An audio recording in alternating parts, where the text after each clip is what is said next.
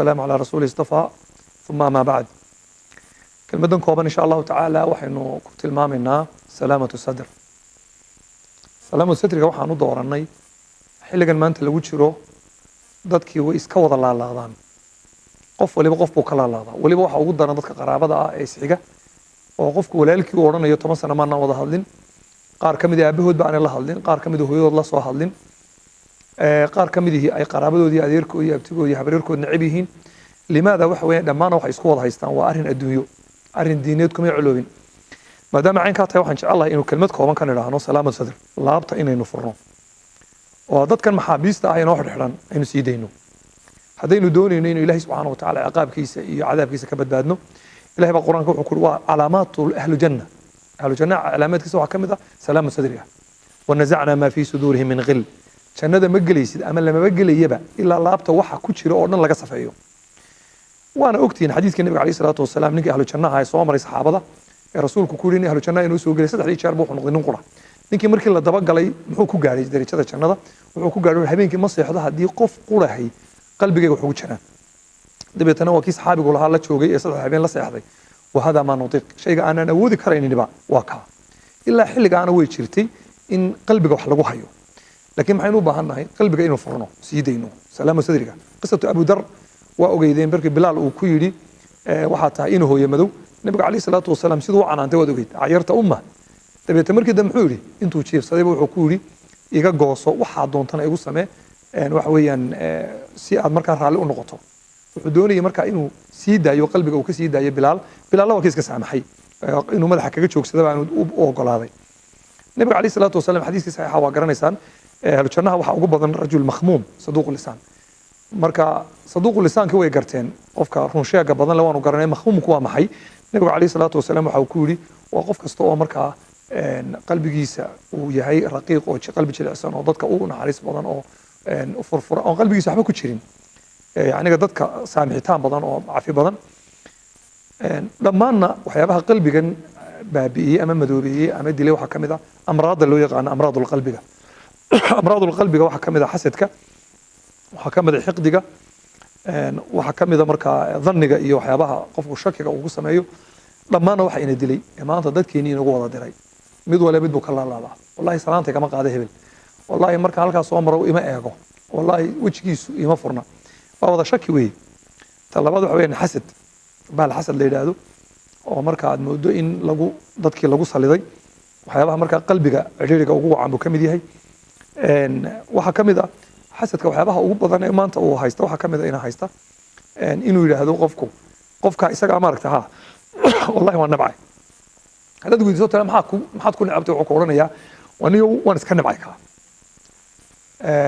haddaad sii wadiso wuxuu ku oranayaa wallahi jinkayga nacab waxaynu maraynaa xilli qofkii aan wax idin dhex mariba ma jiraan horta kii wax idin dhex mareen halkan noo dhig mid aan waxba idin dhex marin waxaad leedahay jinkayga nacab waa adiga ma jinka horta ku maamula mise adiga islaamnimada iyo shariicada ku maamusha maxaa kugu saliday jinkayga nacab iyo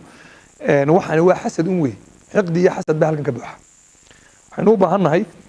in aynu qalbiga furno oo muslimiinta ilaahay subxaanahu wa tacaala inu cafino waxa ka mid ah maxaabiis baa ku xaraysan habeen walba oo aad midaad qaniinsan tahay midaad xasad ku haysato midaad xiqdi ku haysato midaad maalin isku yar dhacdeen weligaana sii dayn maysid maxaabiista hadda sii dayn wadaadna maxbuus bada ilaahay agtiisa ku noqonaysa nabiga kaleey salaatu wasalaam camalka waa la rafciyaa saddexii maalmoodba khamiis waliya siniin walba waa la rafciyaa samada loo rafciyaa laakiin waxaan la rafcinin waa maxay laba maan la rafcinin mushrik iyo markaa mushaaxin qof markaa dee shirki la yimi camalkiisa dee lamaba qaadayo lama aqbalayo ka kale waa mushaaxin waa mid dadka caloosha ugu hayo qalbiga saa uga laalaada arrinkaasina waxa weeyaan dee adigun baa maxbuusa adigu waxaas lee dad baad haysataa oo hebel saamax baa lagu yiri war saamaxnaakum baa dadka hala saamaxo wallaahi kii waxaa nagu sameeyey saamixi mayna buuri in odayaal laga hayaa waxa la war halaysa saamaxo wallahi kuwii sanadkii dhaweyto ramadaan carafadii dhaweyto ariga naga amaaday in reemiye baa intaas u buuxay moogta arigaas u buuxay inaana saamaxaynin balka ari baa laga amaaday adiga maxaa laga amaaday kaasina inuu iska saamaxo weeye ka ariga laga amaaday quliis inuu iska saamaxo weeye maruu insha Allah deynta u soo celin doonaan waliyacfu waliyasfahu ala tuhibuna yaghfir Allahu lakum ilaahi subhanahu wa ta'ala Abu Bakr qisadiisii waa ogtihiin Mustah ibn Thawal markii uu wali inantiisii caayay ilaahi baa subhanahu wa ta'ala ku yiri saamax maxaad u saamaxaysaa dee alaa tuxibuuna yakfir allahu lakum adigu maanad jeclayn lagu saamaxo adigu habeen walba waxaad leedahay dambi dhaaf maalin walbana waxaad ka laalaadaa 10 qof baad hareeraha haysataa leedahay kaa sii dayn maayo ilaa aad adigu wax saamaxdo adigana lagu saamixi maayo waayo waxaan lagu saamaxaynin dee qalbigaagii baaba markaa cid kale ka laalaado xiqdigii xasadkii iyo wixii mushaaxinkii ila yiri camalka lama rafciyo adigaaba ahba ilaahay subxaanahu wa tacaala muxuu leeyahay walkaadimiina alghayda walcaafina can innaas wallahu yuxibu almuxsiniin waa kuwa markaa caadhada celiya isku celiya waa kuwa dadka cafiya waa kuwa markaa dadka iska cafiya wey marka inaad dadka cafidaa adigay dantaada tahay waxaynu walaal doonaynaa inaynu kelmadan iyada uga faa'iidaysano qaraabada dadka isugu nacabi maanta waddankeena waxa weeyaan ama muslimiinta intooda badan waa dadkii isxigay qaraabada ah waxaad arkaysaa qof habaryartii iyo haddaad maanta weydiisood ku tahay goormaa kugu dambeysay inaad la hadasho ama u tagto wuxuu ku wallahi niyow ciidii carafa ay ugu dambeysay walimaada waxaa laga yaabaa inuu aad col la tahay maxaad kula coltay haddaad weydiiso wuxuu ku odhanayaa oday adeeraa beri ii sheekeeyo wuxuu igu yidhi kaasi kaa adeerka ku amaaragtaa beri buu aabbaha cay aabbaha beri hore u dhintay adiga kuuma sheegin beri buu aabbaha hal ka qaadayoo reerkaasi wayna nabcayeen weligeynba war hashiina beri hore dhimatay aabbahana beri hore u dhintay adiga waxaan adeerkaa kaa laalaadiyey waa maxay nabiga calayhi salaatu wasalaam wuxuu inoo sheegay qofka doonaya in cimriga loo dheereeyo risiqana loo ballaadhiyaa riximkiisa xidhiidhiyo war maanta haddii lagu yidhaahdo 10 sana lagugu daraya cimrigaaga laakiin adeerka orod soo salaan maxaad yeelaysaa wallahi madax iyo mijaad ka soo dhunkanaysa laakiin waa maxay arrinta ina haysataa waxa weeye war baynaanu hayninba walla risiqaa ku ballaadhanaya cimrigaa lagu dheeraynaya qaraabada aad xidhiidhiso maadaama risiqii lagugu ballaadhanayo cimriga lagugu dheeraynayo xidhiidhi adiga xudoonaa kugu sameeyo weliga colaha kula ahaado adiga maxaa kaa galay u tag salaan guriga soo fadhiiso qisadaan ugu dambaysiinaya waxa weeye aan runtii jeclahay inaan kusoo ururiyaa